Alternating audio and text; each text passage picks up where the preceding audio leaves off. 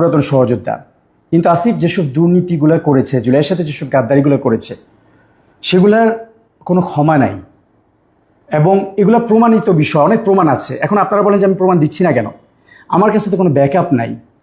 এখানে এই যুগে কেউ একবারে আপনার ক্যামেরার সামনে, সিসিটিভির সামনে বসে টাকা লেনদেন করে না।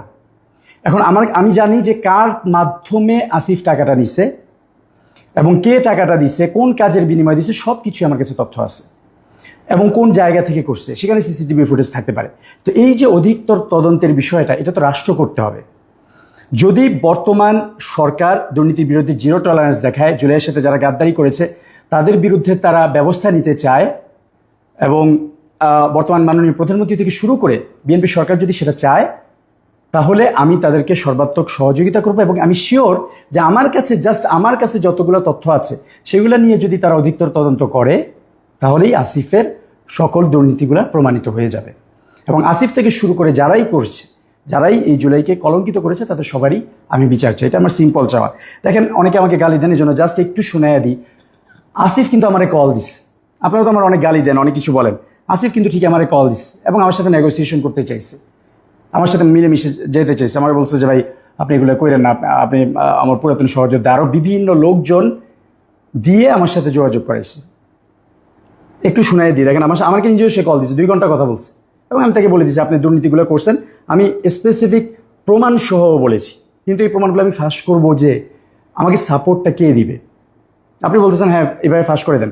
অনেকে বলেন যে প্রমাণ দিন। আমি মাহফুজের বিরুদ্ধে, উপদেষ্টা মাহফুজের ভাই মাহবুবের বিরুদ্ধে এবং তাদের বিরুদ্ধে স্পষ্ট দুর্নীতির প্রমাণ দিয়েছি, কিন্তু কি হয়েছে? কেউ তো বিচার করেনি। তো আমি এখন আসিফের বিরুদ্ধে কিছু দিলাম, আপনি বলবেন যে আমাকে ভিডিও দেখান। ভিডিও দেখানো যাবে না, আমি প্রমাণ দিতে পারবো। সেই প্রমাণটা অধিকতর তদন্ত করে বিচারটা কে করবে? দেখেন আসিফ কি বলে।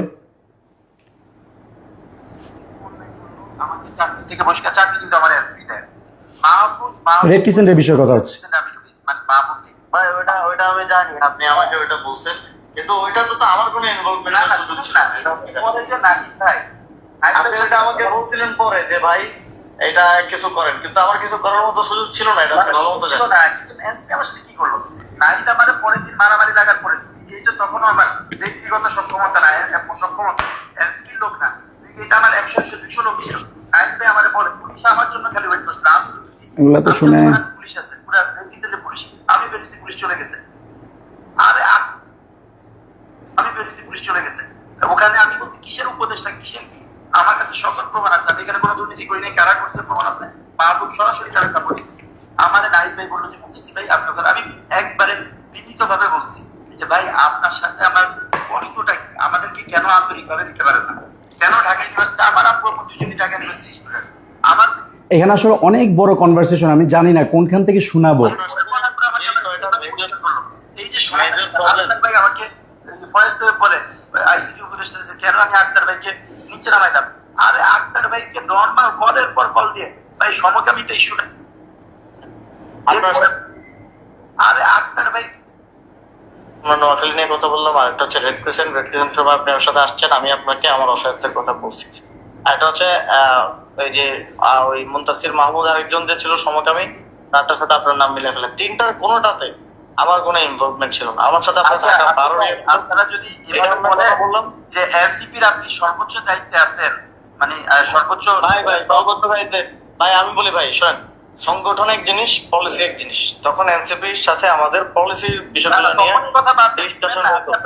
আমি আপনাকে কোনো ব্লেম দিতেছি না এগুলোর কারণে, আমি আপনাদের জাস্ট বলতেছি নাসিরউদ্দিন পাটোয়ারি ভাইও তো আমাদের নির্বাচনের আগে নেভার আমি এটা চেষ্টা করব না, কিন্তু আপনি জানেন আমি মাহফুজের বিরুদ্ধে বলছি। নাসিরউদ্দিন পাটোয়ারি আপনি তো ছোট বিষয় নিয়ে বলতেছি না, আমি বলতেছি আপনি যতই বলেন যে আপনার অ্যাবসলিউট পাওয়ার ছিল না, 3 মাস পরে চলে গেছে। আচ্ছা আপনার অবদান আছে, আপনার বিপদে আপনি তাদেরকে। আচ্ছা এটা একটু ভুল হয়েছে যে আমার আসলে আমি কন্টিনিউ করেনি আমাদের সাথে, আগে ঠিক করে রাখা দরকার ছিল, কারণ প্রায় 2 ঘন্টার কথা এবং ধরেন ব্যক্তিগত কিছু কথা থাকে, সবও আমি শুনাইতে চাই না, কারণ একটা সম্পর্ক আছে। আসিফ দুর্নীতি করছে, অনেক কিছু করছে, কিন্তু সে তো আমার পুরাতন সহযোদ্ধা ছিল। সো পার্সোনাল বিষয় থাকে, সেটা আমি শুনাইতে চাই না, কিন্তু শুনাইলেও আমার কোনো সমস্যা নাই বাই দ্য ওয়ে। কিন্তু এই রেকর্ডিংয়ে কিছু বিষয় আছে, যেমন আমাকে যারা গালি দেয়, যে বলে যে আমি আসিফের বিরুদ্ধে বলি কোনো প্রমাণ নাই, সেটার জন্য যেই স্পেসিফিক জায়গাগুলো শোনানো দরকার ছিল সেটা আগে থেকে আমার বের করে রাখতে পারলে ভালো হতো। কিন্তু যেহেতু আমি আসলে ভাবছিলাম লাইভই করবো না, কারণ আমি দেখছি যে মানুষের সেরকম সারা নাই, মূলত সারা নাই না, আমার আইডিতে যে পরিমাণ রিপোর্ট হচ্ছিল মানুষ আসলে জানতেই পারে না যে আমি লাইভ করতেছি অথবা এই বিষয়টা।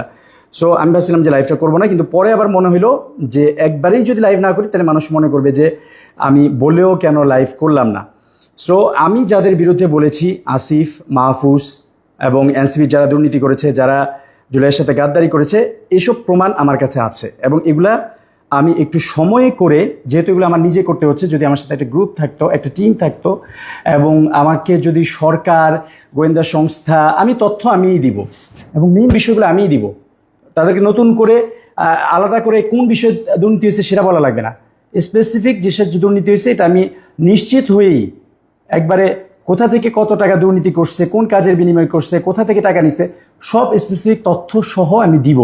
কিন্তু সেটা অধিকতর তদন্ত করে সেই জিনিসটা প্রমাণিত করে বিচারের ব্যবস্থাটা যদি সরকার নেয়, সেই দায়িত্ব যদি সরকার নেয় অথবা আমাকে কোনো টিম যদি সাহায্য করতে চায়, তাহলে আমি এই জিনিসগুলো সঠিকভাবে মানুষের সামনে তুলে ধরতে আমার জন্য সহজ হবে। নাইলে আমি এভাবে অনেক কিছু আছে, আমার সাথে কল রেকর্ড আছে, অনেক জায়গায় ভিকটিম যে তার কথোপকথন আছে, এখন আমি কতগুলা জিনিস ওই পুরা কনভারসেশনের মধ্যে কোন জায়গাটা বের করে কিভাবে কি করব, মানে আপনাদের সামনে উপস্থাপন করব, সবার তো এত সময়ও নেই, সেই সেই সেই জিনিসটার জন্য অনেক সময় দরকার এবং আমি যেহেতু একা কাজ করতেছি সেই সময়টা নাই আমার। তবে যদি কেউ, আমি এখনও বলতেছি, আমি যেগুলো বলছি সেগুলোতে আমি এখনও স্ট্যান্ড বাই আছি এবং যদি আমি সরকার থেকে সহযোগিতা পাই অবশ্যই আমি এগুলা প্রুফ করে দিব ইনশাল্লাহ।